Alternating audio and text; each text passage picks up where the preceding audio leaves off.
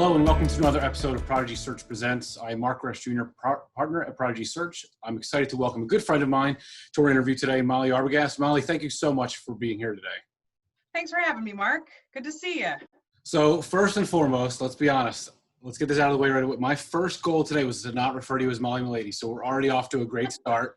I can only go up, downhill from here if I fudge anything up. But Molly Arbogast, let's not say how we know each other from before. So there's a lot of people who still call me Milady just as a name. So Peter great Radford name. is one of them. So there's certain people that I'm just Milady and always will be. So great name, rolls off the tongue.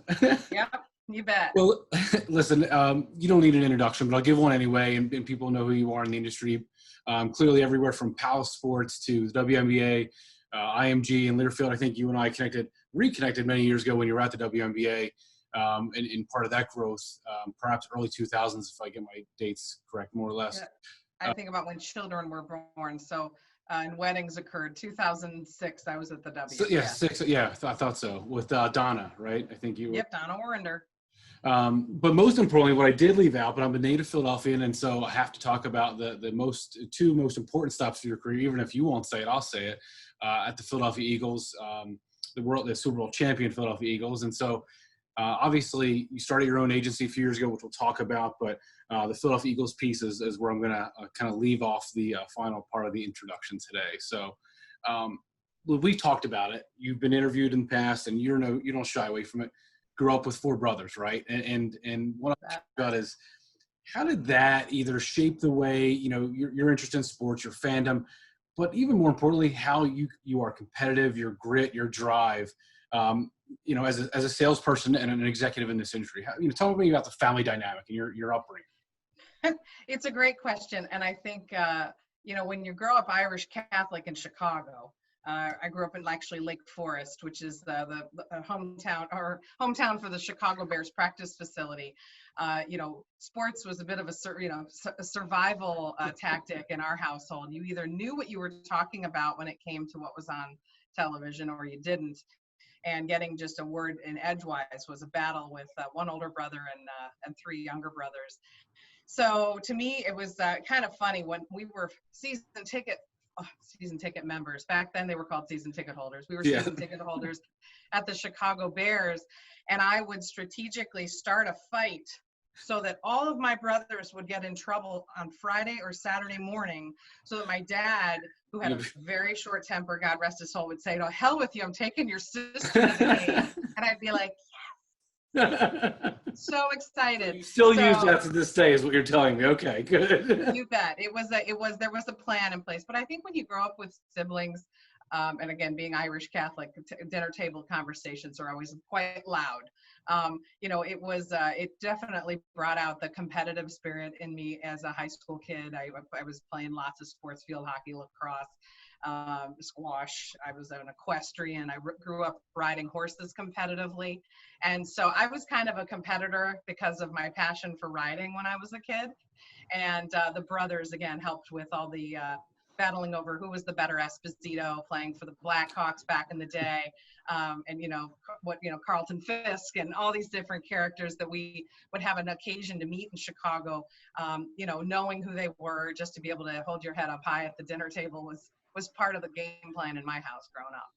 Did you have any thoughts at that time as that this could be a career because you loved it so much? I didn't know it existed. I mean, who would have thought? I mean, I was fortunate enough when I graduated from college. Mark McCormick, coincidentally, founder of IMG back in the day. Mark spoke at my graduation from St. Lawrence University. And I remember saying, "Who is this guy?" And the president of our senior class said, "Oh, he's great. He runs the sports marketing company." And there were some kids that were going to protest graduation, and I had to kind of defend him as our graduation speaker. I was on the senior class committee, and I went into the stacks back in in the library. The internet was not around yet, and dusted off old copies of Sports Illustrated, and I'm reading about this going, wait a second, you can have a job going to sporting events for a career? This is incredible. And I knew I wanted to go into advertising, so it was a very quick jump. And the minute you told me I could use my passion for marketing and advertising in sports, I was hooked, and I stalked poor Mr. McCormick's assistant, Lori Roggenberg, in Cleveland for about a year, and called her from Japan. I went and taught English in Japan to kind of kill some time, and just called her the wee hours of the morning and evening when I was over there, and then finally landed my first job at IMG in 1992. And you talked about the wanting to get into advertising, but let's look at that degree. And not that I want to belabor the point, though, but your degree was for me. I didn't even know that about your degree from your undergrad. Oh yeah, I was a government Spanish. You had a different idea about what you wanted to do with that degree. Oh no, I mean, I wanted to be a lawyer. Again, I knew I wanted to go into business, and was intrigued by marketing and advertising. So I always tell people I am much more of a marketer than I am, and I love sports. I am much more passionate about marketing than I am about sports, if that's possible. Okay. Because there's nothing to me that's better than seeing a tremendous campaign come together that resonates against all the objectives that client had wanted to achieve, and it connects and it takes off, and people really feel some connection to the advertising or the campaign. That to me is the Super Bowl every week. One of the things you talked about Mark and looking up to him from the commencement speaker standpoint, and clearly you know him now. We all know him now, and the pioneer that he was. What I left off when talking about your background clearly is a little bit about POV, right? So I want to talk about that because you've experienced the team, the league, the multimedia rights holder from the IMG and Learfield side of things. But starting your own agency, it was probably a very stressful thing. Probably still is stressful every single day. But started that a few years ago. So let's talk about POV if you wouldn't mind. And I guess what I'm curious about is the successes you've had, over the last 40 years or so, maybe who you're working with now. Let's just give I know people clearly are aware of it. Your victories have been out there, at least, I pay attention to it because of, you and I have a history together, but maybe give people an overview of what you're working on or what you have worked on since 2016. Yeah, gosh. I mean, so I left the Philadelphia Eagles in 2016, right after my last day was technically the day after they drafted Carson Wentz. So, and I remember Brian LaFemina calling me from Chicago from the draft saying, I heard you're moving on from the Eagles. What's next? And I said, I'm going to start a shop. And he said, let me know how I can help. And my feeling was after 25 years almost selling sponsorships, there's a point where do you go? You kind of climbed the mountain, and you've climbed it more than once to kind of know what it's like to close a significant deal. And to me, sometimes the deals that were the best deals to work on and close might not have been the largest, but they might have been the first deal a brand ever did in sports sponsorship. So that was a big deal for them, and it was a really exciting opportunity to kind of show them the power of sports marketing and what it can do to help a brand. So as I said, my passion has always been about deal construct. I mean, I'm a total marketing geek. I love data. I love cool inventory and developing new inventory and saying, yes, a sign is great, and that will help us convey brand building, but what else can we do to really engage fans and get them to change a behavior? Go to a supermarket and actually say, there's this brand I'm looking for, can you help me find it? That to me is exciting stuff. So I started POV Sports Marketing. I took the summer off that year to kind of get the business plan together and all the different setup for the company put together, and then kind of hung out my shingle in September of 2016. And we have been blessed with opportunity after opportunity to work with both brands on traditional brand consulting, strategy, negotiation, asset management, activation. And then on the other side of our business, we have a kind of a tiny wall in the middle. We work with properties to help them put together their sponsorship foundations, their sponsorship sales department structure. One thing I've been very fortunate to do in my career is set up sales structure and manage sales teams. And so I really know what's the fluff that you don't need and what's the real, meat and potatoes of a sales department.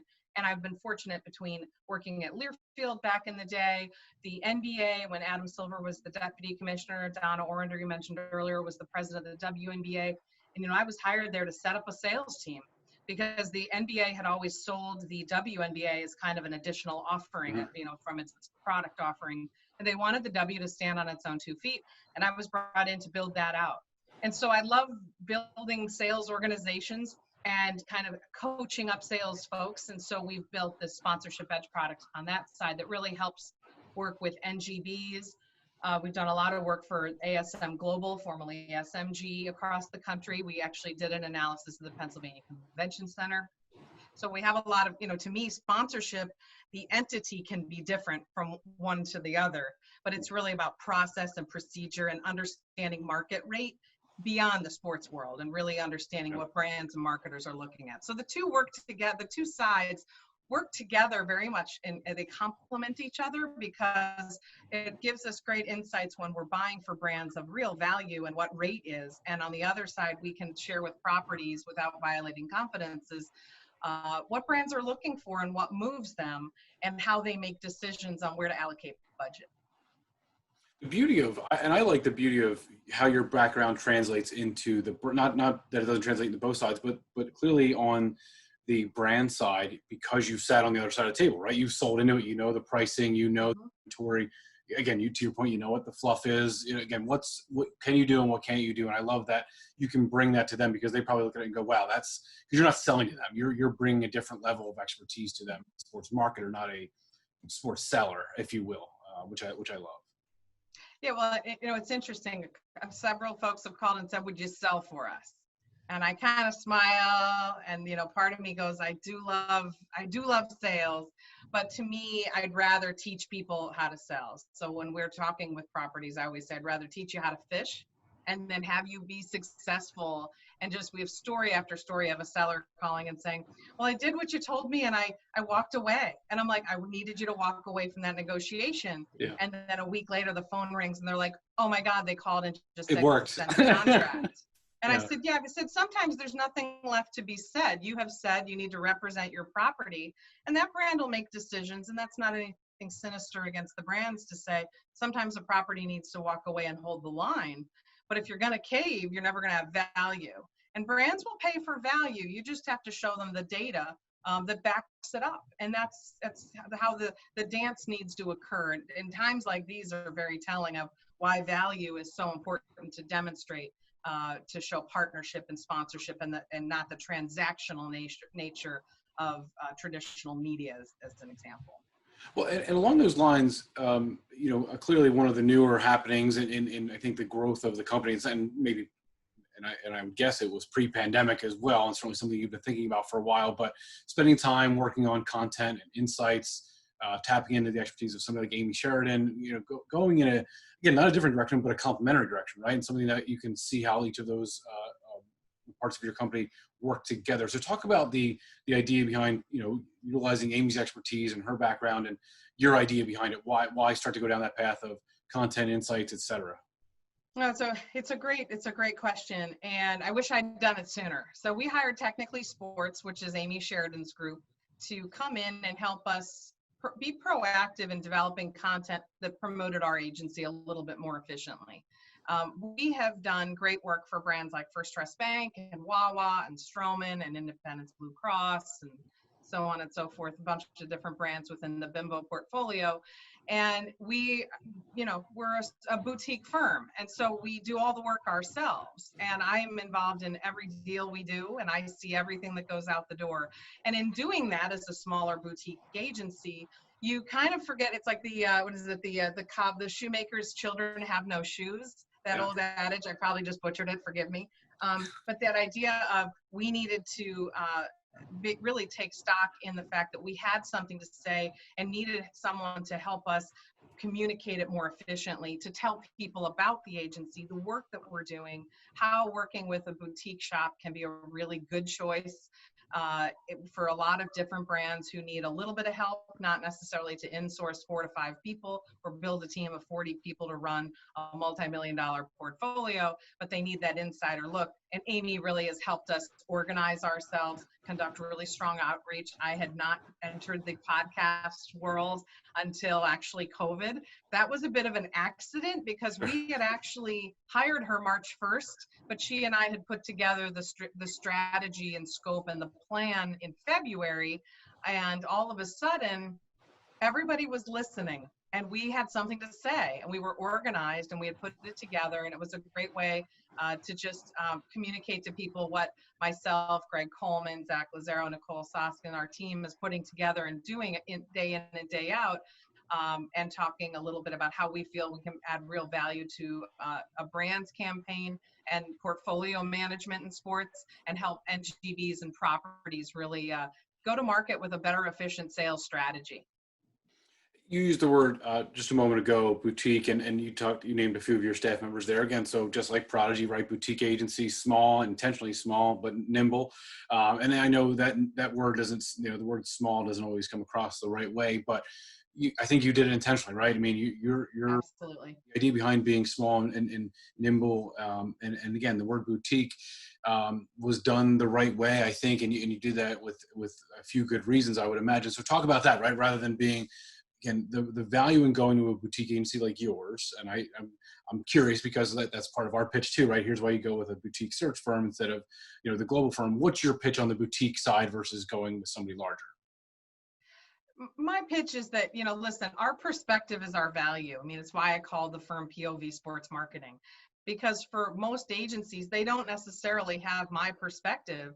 And having sold basketball, hockey, music, football, basketball, everything. I mean, I've sold everything. I've sold like the circus. I've sold Harlem Globetrotters when they would come through the Palace of Auburn Hills back in the day.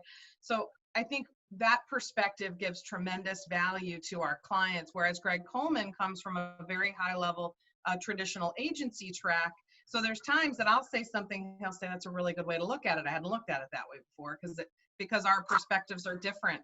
And so I think when you look at a boutique agency, they're getting access to me, the clients, day in and day out, and I'm hiring extremely qualified people with MBAs and master's degrees in sports and whatnot, who have the ability to look at this a portfolio from a marketing perspective. Sports is the vehicle. The investments are all about marketing dollars and how are we helping brands. And I think that when the value in working with a boutique firm is that you're getting access to very high level experts who have been doing this for, God, I mean, it's frightening to say that Greg and I have in combined been doing this over 50 years together, and then some. And we've been through a lot of different downturns in the market. I mean, I've seen lockouts. I've seen what it was like after 9/11, an economic downturn, and being able to have that experience has been really valuable now. Of how do you do? What do you do? Brands are saying, what do we do now? And I'm like, you lean in, you double down. Let's call the teams and get going. When the tone can be appropriate, let's go. And they're like, really? We shouldn't wait? And I'm like, don't wait, because fans aren't waiting. They're looking for content. And so I think that's the value of a boutique firm, is really working with high-level executives in the industry that can help you make better decisions for your brand. And boutique means that your brand is very important to my company's existence. So it really takes on another tone. And I see you nodding. It's like you have clients that are really good friends because you've built a level of trust. And for some of my clients, I can finish their sentence. And they would laugh, and if they see this, they'll laugh and they'll go, actually, Molly can. And I can tell one of our clients, I can say, oh no, so-and-so won't like that. This is what he'll say. And then they'll ask him on an open call, and he'll say exactly what he said he would say. And I'm like, see, and therefore we have option 5. And option 5 is going to be the right execution. So I think that's the difference. You're not a number. You're important to that agency's business, and boutique is the way to go. I think it's a wave of the future too, with all the change that's going on right now. Is small is going to become fashionable again. Well, listen, the ability to be, I mean, people talk about nimble, flexible, quick, whatever word you want to use, but personal touch. I mean, I think there's so many, again, perhaps adjectives, et cetera, but I think they're all true, right? I mean, I would argue that there's I agree. A lot of truth in what you said about them being, again, they're important. Otherwise you wouldn't exist. That's the way small agencies need to look at it. So you bet. You mentioned the challenges, right? And you mentioned 9/11 a second ago, economic downturns. So during the course of your sales and marketing career, you experienced a lot of those challenges. And I hesitate to say this is comparable to any of those, because I think it is, every situation is unique. And I think 9/11 was very unique to the U.S. and it was very unique to New York in particular. And again, it certainly had its trickle-down effect on other things, sports and entertainment-wise. This pandemic is global, and it certainly has had an impact here in the U.S. So let's talk about. You said let's double down, right? I'll use your phrase. Let's double down. Let's still focus on selling and marketing and to the brands. The fans want to come back, so let's get to the fans somehow with your brand and with your message. So Do you see anything unique and new coming out of this? It doesn't need to be a new vertical or a category. It doesn't have to be a new brand shining, although if you think any of those apply, maybe it's what current brands should be doing differently because sports and entertainment will be different coming out of the pandemic. What's your take on post-pandemic life as a sponsorship, sales, and marketing person? From a sales and marketing standpoint, I think if I was running a sales team right now, not the brand side, but if I was in-house at a team, I would say we really need to go talk to our health partner, our health system partner, about how this can redefine what health partnerships look like and health insurance partnerships look like moving forward, not in the short term, but forever. Because I think that one thing that this has taught all of us on the planet is the importance of health and access to good health, and being able to listen to health officials and doing the right thing to take care of one another. And I think that there's real opportunity for health systems to create interesting content around this. Right now, they need to focus on providing world-class healthcare to those that are in need, and they need to keep their eye on that ball. But I think that there's a real opportunity here as more and more teams and entities are bringing in like a director of fan health or director of venue health and health safety, how do hospital partners and healthcare oriented brands have an authentic conversation with fans, because they can be part of that delivery, if you will. I think you're going to see gaming continue to just explode. I think in terms of sports betting, things like that. I think it's going to legalize at lightning speed, and I don't have any inside track. I just cannot imagine how states don't get this approved faster than before, because they're going to need revenue to offset a lot of different loss for companies in the state that are going to turn to state legislatures for funding, and the federal government's already doing it with the CARES Act. Where's the money coming from? Well, tax and betting is a way for states to raise money. So I think that that's something you're going to see. I know that those brands haven't stopped moving, nor should they. And I think that there's continuing to be a land grab in those spaces of who's going to get the IP rights of different teams across the country as states open up, to be able to be the top of mind choice for a fan. Innovation always comes out of crisis. And I think I can't wait to see innovative ways that fans are going to be able to connect with their heroes on the gridiron of the basketball court. And I think that that's something that I'm really excited to see that a lot of brands will be able to get to be a part of. How do we, integrating them into that innovative content that's going to come out of the new fan experience, or we'll call it the broadened fan experience. Mm-hmm. I mean, I was around when we didn't have smartphones, we didn't have iPads and tablet options, we didn't have, apps. You had radio and you had TV, and there were blackouts, in Philadelphia when I started in 2000, 4,000 or 5,000 tickets the day before the game had to be purchased, because otherwise the game was going to be blacked out. Yeah. So I remember that very traditional fan experience. I think there might be even more innovation around how do we continue to give fans access and experience that delivers value. I think that's going to be exciting to see. What's your, I guess one of the things I'm curious about too, because you mentioned the fans, right? And we've seen a lot of conversation, every day you read something new in the public industry publications about sports restarting, right? And mostly without fans, if not entirely without fans. And some have already done it, obviously international soccer. WWE's been doing this for a while, but the UFC, PBR, clearly golf this past weekend, and motorsports as well. And so let's talk about that, because you talked about blackouts and the Eagles not being on TV. And now we're going the other way, which is everything's going to be on TV, but no, kind of the fanless sporting event or the fanless concert. And so I'm curious, because as soon as you started describing that, what can brands do now that you can't activate at a stadium or an arena, and you have to get creative on certain maybe digital platforms? Tell me what your thought is on what brands will be doing with a fanless sporting event. I've talked to a lot of our clients about, I need you to envision the fact that you might have an entire season of away games. That's what it's going to feel like. Okay. And we love our teams, whether they're playing home or away. Right. And there's a lot of fans that will consume and have tradition and rituals around having neighbors over, or, they have to wear a certain jersey when it's a home game, a certain jersey when it's an away game. That in-home experience is just going to be your full season experience with a lot of sports. I mean, I think we know that when basketball comes back to finish out their season, which it sounds like they're getting closer and closer to announcements, and NHL is on their way. at least in the right direction. We're not going to have fans and stands, but we're still going to have world-class broadcast coverage of these and world-class radio coverage of these wonderful games and events that we love.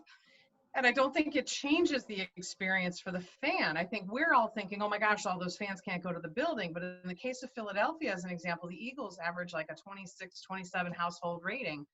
And so what about all those millions of people at home that weren't in the building? Brands need to market to all of those fans. And while they may be losing 70,000 fans in venue, they're going to be able to reach all of the fans through digital, social, innovative content, potential creative content through endorsement with athletes, again, creating different touch points. The hardest piece is you can't do appearances. Yeah. You can't do private meet and greets. I think that's going to be one of the hardest pivots is how do we manage those types of opportunities? Yes, TV visible signage. If you bought courtside signage for the NBA, you're going to still have your courtside signage. Your LED ribbon board is going to be impacted. And so I think teams are saying, okay, let's dream up what could we do to offset that ribbon board? What could we do to create some interesting make good content or substitute content until we can come back? And obviously a lot of leagues are looking at different signage options to augment their existing TV visible. But one thing I've cautioned on is that we have to make sure that we don't junk up broadcasts so that it negatively impacts the fan experience, where you just have too much signage in the shot. Because if I bought courtside signage and you're going to create more and more signage behind it, it depreciates the value of what I bought. So that's something that the teams are going to want to be cautious of. They're going to try to do what they have to do to survive these times financially. So they might do some things we don't like looking at.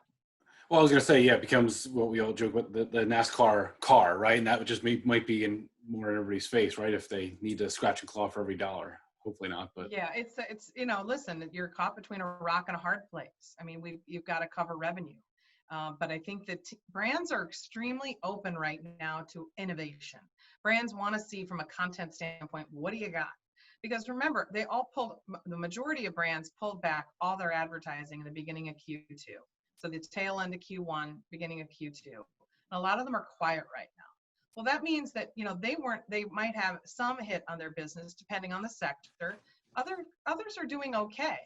And so if I'm a seller, I would be reaching out to everybody to say, I don't know where you are in this, but when you're ready, my property is here to help you be part of your Q3, Q4 plan and to kind of emerge in what we're going to end up living in for about a year. So when we emerge in Q3, Q4 and go into Q1, Q2 of next year, while vaccines being addressed, we're not going to be able to let our guard down when it comes to large scale events. I think it's hard to put 70,000 people in a building side by side, knowing what we know now, and think that that's going to just end on New Year's Eve, January 2021. Yeah. We're like, hey, it's over. No, it's gonna linger into 2021.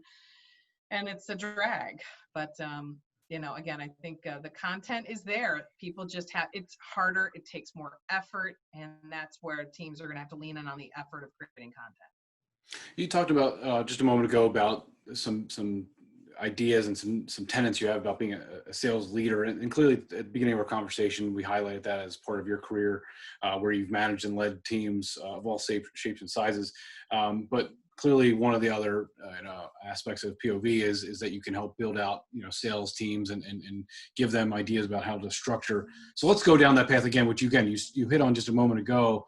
So that's where my head went. And I sat in on the beginning of the pandemic. I sat in on there was a Facebook Live session there was several hundred ticket sales people, there were 300-400 ticket sales people.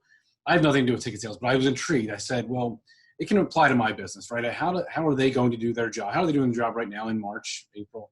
And how will that apply to what I do and my messaging, my outreach to people? But I think you have a unique perspective on what you would tell a seller right now, or what you would have coached maybe a seller to do in March or April, or maybe even May. We're going to be in June next week. So during the course of this whole mess, what's the messaging on how they should be doing their job? Premium sellers, ticket sellers, sponsors. Yeah. I'm not saying tell them. Tickets are hard. Yeah. Tickets are really hard right now, and my heart goes out to ticket organizations. because it's hard to talk about, hey, the return of sports with no fans and no tickets. And, so I think that's a very difficult conversation to have right now. And, sadly, some of those folks might be laid off or furloughed because if there are not tickets to sell, it's a challenging situation. Right. I can speak to the sponsorship side of things. Sponsorship sellers should never stop selling, period. And how you sell may change and has changed in the pandemic. Cold outreach was a little hard in I would say March and April. It was very difficult. And what I was coaching up a lot of sellers is you've got to build your pipeline of who you would call and then figure out how to get to them through warm introductions on LinkedIn and other introductions in the industry, and going back to your alma mater, figuring out whose brothers, friends, sisters, brother-in-law's uncle works at that company who can get me that warm introduction. Give an example. One of our clients is Wawa. And I won't name the team or the seller, but she did an excellent job. This gal sent an email to the CMO of Wawa, and it was so well written and so well thought out that it got to me. And I always say, if it gets to me, it went through 3 other people, which means people listened. And it was what I loved about the outreach. And I picked up the phone and I called her, and I also called a leader at the team. And I said, this young lady is sharp, and she did it right, because she said, listen, I know it's an awkward time. That's the elephant in the room. It's an awkward time for outreach. But I understand a lot of brands are leaning in and other brands are being more cautious. I'd love to understand about your brand, where you are right now, to see how we could be a part of the resurgence in Q3, Q4 when you're ready to get loud again. And I thought it was so thoughtful because she didn't approach it like a sports fan. She approached it like a marketer. And I thought that was very, very sharp. And so I think that's really what I would coach not young folks, I mean, sellers. You could be older than me and be a seller. Not a lot of them out there, but there's a couple, to just be able to say, listen, it's hard, but brands still need to sell their goods and services. And they need a way to connect with people, and sports content, sponsorship, things like that. Those are great ways to get in front of your potential customers and current customers. You use the pronoun she to talk about that seller, so I'm gonna have to. My mind's been on this the entire time. There's not a lot of us. That's the other reason I reached out and I said, keep doing what you're doing because it's working. So that it never ceases to amaze me, and this is going to be a long-winded question that I'm going to formulate. I think at some point towards the end there's going to be a question mark here, but you were a 2019 SBJ game changer. You don't want to talk about it. You're going to be angry that I brought it up, but you were. That's long overdue, by the way. And we didn't need the award to talk about the career you've had, but let's not ignore the elephant that we talked about a second ago. There's not many female sellers out there, and I think our industry needs to continue to do a better job of, yes, promoting and celebrating and hiring more females to executive level jobs. There's no doubt about it. But I continue to be amazed. Now, at the prior search firm and now at Prodigy for the last 5 years, that we're still working on this problem of finding more female sellers in ticketing, premium, and sponsorship. But since you have that sponsorship background, I love that perspective, but it applies across the board. Females always default towards the marketing jobs in sports or the HR jobs or the service positions. And I said, no, we want you to be sellers. Like there's jobs, like there's companies that literally will call Prodigy and say, only send us female candidates. I'm not going to tell you who they are because they probably can't do that, but they say, don't send us anything other than a female seller. I'm like, okay, let's find them. Let's find the 10. Like that is, so we want that challenge, but we also want to do everything we can to get them the jobs that they deserve and they earn. How do we get more female sellers in this industry, Molly? What do we do to bring them along? I'm just intrigued by where you would go with this one. Yeah, no, it's something that always comes up, or, you see the panels of women in sports, and no one ever said to me in 1991, hey, when you call Mark McCormick, he's going to be shocked because you're a woman. I was like, but in college, they told me I could be anything I wanted to be. And my dad told me I could be anything I wanted to be. And my brothers were like beating me up behind the house saying, you throw mud, Tinker toys with sand in it just as good as the rest of us. So, for me, the playing field was always even because I was always with a bunch of guys because I grew up with four brothers. And I was taught to compete. I know that Renee Anderson at the NFL is kind of in a similar, we come from families with lots of boys. And it was like, look, the lawn needs to get mowed. Hop on that John Deere track. I love mowing the lawn. You hop up, you mow the lawn, you achieve something, huge sense of self-gratification. I think the challenge is, as I pull a lot of young women aside, and when I see them in their 20s or they're at a team, and I'll pull them aside and I'll go, why are you in service? And they're like, oh, I love working with the brands. I'm like, you like marketing? You're like, yeah, I love it. And I'm like, okay, why aren't you selling? Oh, I couldn't sell. I couldn't sell. And I think that the job for leadership, male and female at teams now, is to help these people identify their skill set a little bit better and say, you know what, you have the core skills. We're going to help you develop and hone it.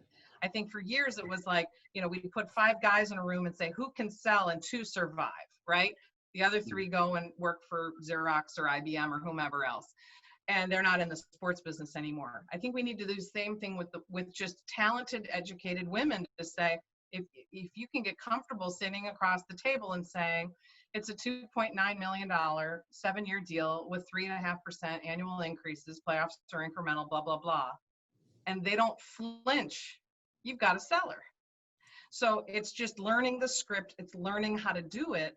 And I credit Dan Hauser, who was my boss at Palace Sports and Entertainment, who now I get to work with as part of our agency as a subject matter expert. Just talked to him yesterday.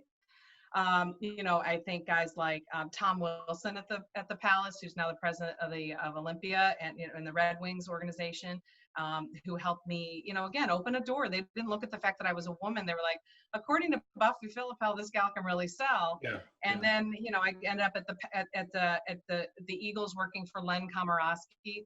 And I never intended to be the first woman hired by these folks. I didn't know, right? Yeah. And, I didn't know I was the first woman. I remember Brett Yormark, I'm at the Palace. It's my first day. It's me and 13 guys. So again, multiply my brothers a couple times, and there you go. 13 guys and Molly selling at the Palace. And, here a phone call from a guy named Brett Yormark, and he goes, so you're the girl. And I was like, and he didn't mean it in a negative way. Brett's a great guy. Yeah. But he was like, so they hire you, because I took Brett's spot. Yeah. And I said, I'm the girl. Can I talk to you about this one deal you did? Because it doesn't look so good. And we laughed, and it was funny. But, then at the Eagles, I was the next woman. Again, first time a woman had been hired in a sponsorship role. And Len was like, do what you do, replicate the Meyer deal here at the Eagles with the little company called Acme. And I'm like, okay. And Acme's been a partner at the Philadelphia Eagles for 20 years. So, no one ever told me I couldn't do it, but I think we as leaders need to identify people who have the core skill sets of sellers and teach them. And that's, again, back to what I do now as a company.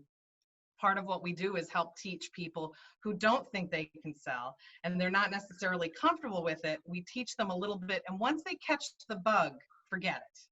They are on fire and they're going to sell and be successful. But to your point, I mean, you didn't want that to be the thing that was identified. I mean, you're just a good seller, right? At the end of the day, you wanted that to be the description rather than you having to insert the gender in front of it. Yeah. I mean, and even Dan never said that. I never hired you. I didn't hire you because you were a woman. Yeah. I hired you because you sold sponsorships in a foreign language in Latin America.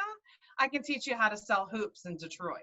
Yeah. And so I think that was the difference, was that I think I identify people who are competitive by nature, perhaps having 4 brothers or being a competitive equestrian or playing competitive sports. If you want to win, you're probably going to be a pretty good seller. But then teaching them the acumen and the nuance of sales and consultative selling and all these different things. So. It is fascinating. I was speaking with a professor from a sport management program a few months ago, and they were talking about sales job descriptions. And I said, again, I don't read too much into those, but she was kind enough to go through a lot of them. She said a lot of sales job descriptions use male pronouns, and they actually, some of them had said, prior by accident, prior experience playing, college baseball or college football, where you're like, oh boy, well, you pretty much identified. You couldn't be any more blatant about what you want in that candidate, which is unfortunate, but hopefully we're moving a little bit past that. Well, I mean, it's funny because, I remember I was flying from Detroit to Philadelphia for my interview with the Eagles. And I literally, had to do a little bit of homework on the Eagles. Like I grew up a Chicago Bears fan. Yeah. So I'm like, I remembered Randall Cunningham, but there were players that I didn't necessarily know, the hometown heroes, if you will, versus the national heroes. And so I remember having to do a little homework, and I'm like going in the interview going, don't forget there's 11 guys on each side of the ball. Like they were going to quiz me on, what's a slot left, blah, blah, blah. I'm like, no, they're not hiring me because I can go win and coach and win a football game. They're hiring me because I can go crack a category open, create competitive dialogues with a bunch of brands, to be able to get the deal that the team needs and build a deal that is going to be evergreen and really, have a long tail to it. So that's why they were hiring me. So I think that sometimes people, how much do you know about NASCAR? There's a lot of women, there's a lot of smart women that work at NASCAR, and they know what they're doing, and they probably never raced a car. So I think it's remember the role of that person in the organization, the chair you're putting them in, the skill set that they are bringing, which makes them an expert in sponsorship sales or has the ability to be an expert. Well, I hope you don't mind me asking one final question about POV, because we talked a lot about it at the beginning, and I haven't really circled back around to your agency since then. What's the end goal of POV 3 years from now, 5 years? What do you want to happen? Do you want to continue to expand? Do you want another service offering you haven't thought? I mean, where does POV go from here? Yeah, we're actually about to, expand the agency's team a little bit in the next 2 months. So we're very excited. There were some things we had to hit a slight pause on, but we're positioned for growth. I don't want the firm to lose its culture and its boutique nature. I don't have aspirations to go challenge one of the big giant shops or to be bought. I think my goal is to really, I'm looking to do this a long time. We'll just say I'm over 50 by a tiny bit. I got a lot of life, a lot of leadership left in me. And I think that there's so many brands that we can work with. And we're so grateful for the clients that we have, but we certainly have the ability to grow a little bit more and are going to be really looking to build the brand side of our business. And again, the talent that we're bringing in is very much activation and strategy trained, which is critical.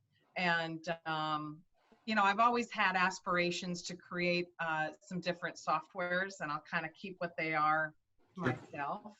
I don't want to share too much, but I have some vision. I have to, we're figuring out how to build some of them, but I think just keep an eye on us. We'll be around for a while and are going to be looking to grow and are excited to continue to so stay boutique and stay nimble. Good. I love boutique. Boutique is great. We have a lot of fun, and we have a great culture here.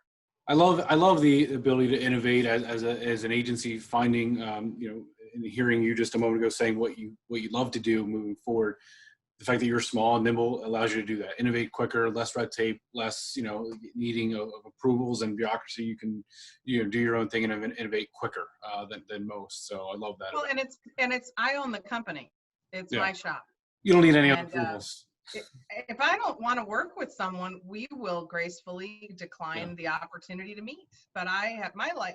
Life is I think if anything, COVID's taught us is to value friendship and relationships and good people who bring joy to your life. And I'm not going to work with jerks. That's a terrible quote to say, by the way. We're going to close on that slogan. Don't you dare. And there's going to be a big. I don't want to work with. But let's be honest, life is too short, and we want to be able to become an extension of our brand's own departments. And so you want to enjoy being part of their culture and enjoy working with them. So I think that's my big thing is we're going to make good decisions that are good for the company, not always driven by the almighty dollar. Love it. I love it. We can keep this going for another hour. I think unscripted, just off the cuff. Just add a Moscow Mule and let's keep going. I was going to say, if we could each have a cocktail, there's nothing wrong with that. Thank you so much. I really appreciate it. Obviously, continued success for you, for POV, as you grow, as you members. Awesome talking to you. Thank you so much, Molly. Thanks, Mark. Be well.